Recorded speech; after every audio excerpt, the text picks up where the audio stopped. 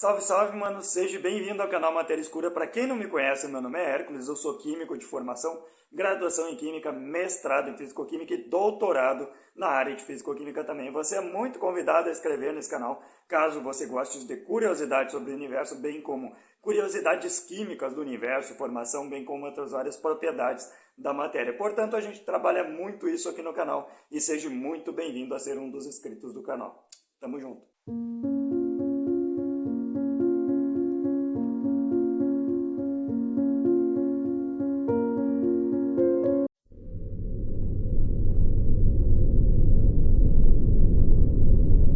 E dessa vez, continuando o assunto de vida fora da Terra, probabilidade de vida fora da Terra, parâmetros químicos de vida fora da Terra, temperatura, pressão, luas em célula do Europa, bem como outros vários exoplanetas e vários outros assuntos também, considerando a variável vida e fatores que impediriam sua existência ou não. Então, sejam todos bem-vindos. A entropia é um fator interessante, inclusive, sobre a possibilidade de vida fora da Terra. Como você sabe, a entropia é alguns parâmetros, né, de rotação, vibração e translação molecular. A gente chama os parâmetros de energia molecular de entropia, a gente apelida carinhosamente de entropia. É bem verdade que a entropia não é a grande rainha do universo, né? Depende de outras variáveis, como entalpia e como a gravidade. Gravidade faz pressão. Pressão auxilia a matéria a ficar unida, né? É interessante ressaltar que a gravidade, por exemplo, faz as estrelas de nêutron comprimirem. Literalmente, e algumas estrelas comprimem tanto em sua gravidade que acabam virando buraco negro. Então, é bem verdade que a entropia não é a rainha do universo, e talvez sim a gravidade. Muito interessante, né? Então, existem vários fatores para a possibilidade da vida. É bem verdade que existe uma grande contribuição da gravidade na agregação da matéria, fazendo com que a matéria fique junto. É bem verdade também que existem contribuições da entropia em outros tipos de níveis moleculares. A entropia é muito útil, inclusive a gente utiliza o conceito dela para saber que um corpo quente passa energia para um corpo mais frio. Inclusive, é assim que a gente mede, né, a temperatura do corpo com um termômetro. O termômetro está numa temperatura mais baixa, você coloca ele em contato com o seu corpo, troca energia e aumenta a entropia do líquido mercúrio do termômetro, muda os tipos de energia vibracional, rotacional, translacional, aumenta a distância entre as moléculas do mercúrio e uma consequência física disso é o aumento do volume e, portanto, marca a temperatura do seu corpo. Esta é uma aplicação direta da entropia no seu dia a dia. A vida fora da Terra é um assunto que vai muito longe e se emenda totalmente com o assunto vida na Terra também. Porque lembre-se, vida na Terra é igual vida em outros planetas do universo. A Terra é apenas mais um dos inúmeros planetas que nós temos no universo. Então, sejam todos bem-vindos que estão chegando aí. Quem puder dar um like e ajudar para se inscrever, a gente agradece. Eu vou fazer um react do Os Sócios Podcast, no qual o Sacani está lá falando sobre possibilidade de vida fora da Terra e a gente vai ver no que isso dá. Sejam bem-vindos e bora lá. Na visão de vocês, num universo potencialmente infinito, né? Há vida fora da Terra? E quando eu digo vida, não só a vida, mas vida inteligente, com capacidade técnica. Você viu em primeira mão isso, Marcos? Conte pra nós. Fala você. Se você falar assim, vai dar um corte legal. A minha opinião ela é mais polêmica, mas manda a sua. Deixa eu começar, mas assim, o que acontece? Se você imaginar, eu vou dar primeiro a razão e depois a conclusão.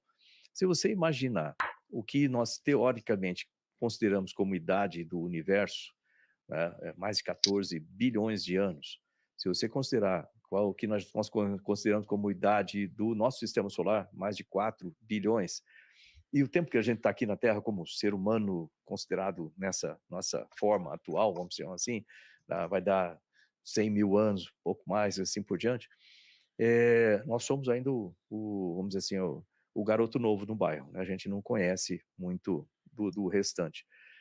A possibilidade de haver vida durante ter se desenvolvido em outros lugares do universo ao longo de todo esse tempo que nós não estivemos presentes na sala de aula é muito grande, ou seja, eu diria 100%. Então, pessoal, você sabe que eu sou um FDP, né? Eu sendo um FDP, eu vou ter que discordar. Por que eu vou discordar? Como ele argumentou, ele disse, então, por exemplo, que o nosso universo realmente, em parâmetros de meia idade, por exemplo, que talvez a gente chegue aos 70, 80 anos, com saúde, espero que todos sim, inclusive. Então, basicamente, a gente tem uma idade do universo considerada grande. 13,8 bilhões de anos, arredonda para 14, foda-se. Enfim, mas eu quero lembrar uma coisa para vocês. A vida na Terra, até onde a gente sabe, iniciou aproximadamente 13,8 bilhões de anos atrás. Mais ou menos isso. O que isso quer dizer, Hércules? Que o universo tinha aproximadamente 10 bilhões de anos de idade. Vamos fazer cálculo e vamos lá, porque a gente é foda pra caralho aqui. Então, a vida na Terra iniciou quando o universo tinha mais ou menos 10 bilhões de anos de idade, Hércules. Bom, Hércules, por que a vida na Terra iniciou aproximadamente nesse período? Quando eu falo isso, pessoal, estou falando do início da biopoese, beleza? Então, Hércules, por que a vida não iniciou antes? Peraí, a gente é foda pra caralho, a gente explica, vou mostrar para vocês. Existe uma coisa no universo que a gente tem que pensar na disponibilidade de átomos. A disponibilidade de átomos, como você sabe, a nossa vida precisa de vários átomos para existir, né? Inclusive, eu vou pegar a própria tabela periódica aqui e vou mostrar para vocês, tá? Vamos lá. A vida depende de inúmeros tipos de átomos. Onde são sintetizados esses átomos? Basicamente no núcleo das estrelas, né? Aqui estão esses átomos, esses são os que a gente tem. Hércules, mas os átomos maiores não contribuíram para a existência da... O caralho. Primeiro que os átomos maiores, apesar de nós não ter todos eles no corpo, eles contribuíram para vários processos de síntese, certo? Inclusive, o cobalto, basicamente, você encontra ele na vitamina B12 cobalamina. Você encontra ele dentro do nosso corpo. O cromo também. O ferro está na hemoglobina. Nós temos selênio em níveis baixos, em níveis traço. Obviamente, nós temos carbono, nitrogênio, oxigênio. Aqui estão chunks, os que dão literalmente origem à vida, né? A base da vida. Hércules, por que você está argumentando assim? Eu estou argumentando assim porque um universo tão jovem não teria tanta disponibilidade de átomos para a vida como a gente conhece agora. Então, é necessário que haja átomos. Para que haja átomos, é necessário que ocorra o processo de nucleossíntese, que é a formação dos primeiros átomos a partir do hidrogênio, da fusão do hidrogênio no núcleo de uma estrela. Depois disso, para que haja átomos maiores que o ferro, lembrando, a nucleossíntese vai sintetizar até o ferro. Mais ou menos até aí, depois é termodinamicamente desfavorável. Tranquilo? Depois disso, a supernova, que são as implosões estelares. Aí, com a energia da supernova, a energia dispersada pelo processo de supernova, você tem a fusão de átomos maiores. Beleza? Então, você consegue fundir. Mas, para que haja supernova, é necessário que o universo já tenha um tempo de vida.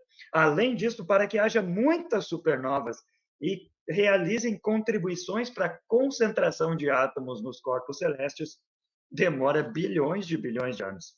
Além disso, átomos maiores que isso, exemplo, ouro e prata, são sintetizados em quilonovas. O que são quilonovas? Colisões de estrelas, como, por exemplo, colisões de duas estrelas de nêutrons.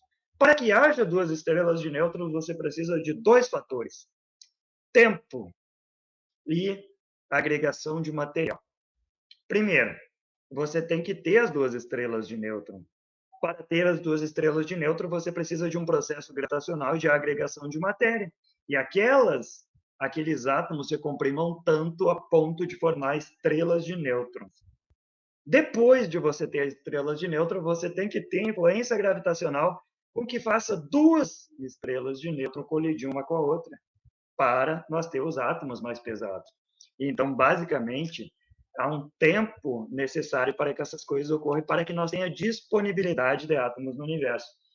A vida na Terra, eu costumo dizer, possivelmente ela se formou no tempo que tinha maior potencial de átomos. Então, essa é uma coisa meio curiosa ainda. A pergunta é: eu acho que nós somos o pássaro mais madrugador do universo.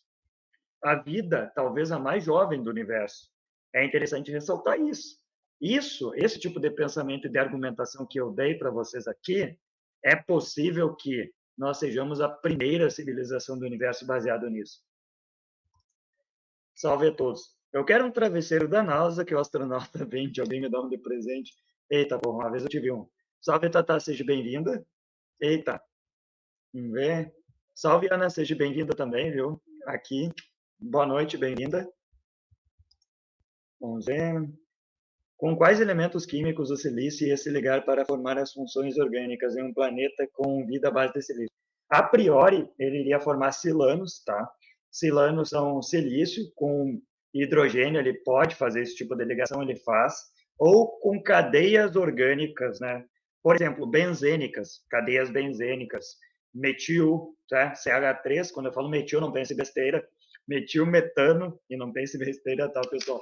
Então, basicamente isso, ele iria fazer estruturas. Só que essas estruturas deles, apesar de se malhar, de ser mais pesada, não são tão maleáveis. E reagem muito fácil com o oxigênio. Então, a atmosfera não poderia ser oxidante. Ela deveria ser uma atmosfera com outras características, a priori redutora, beleza?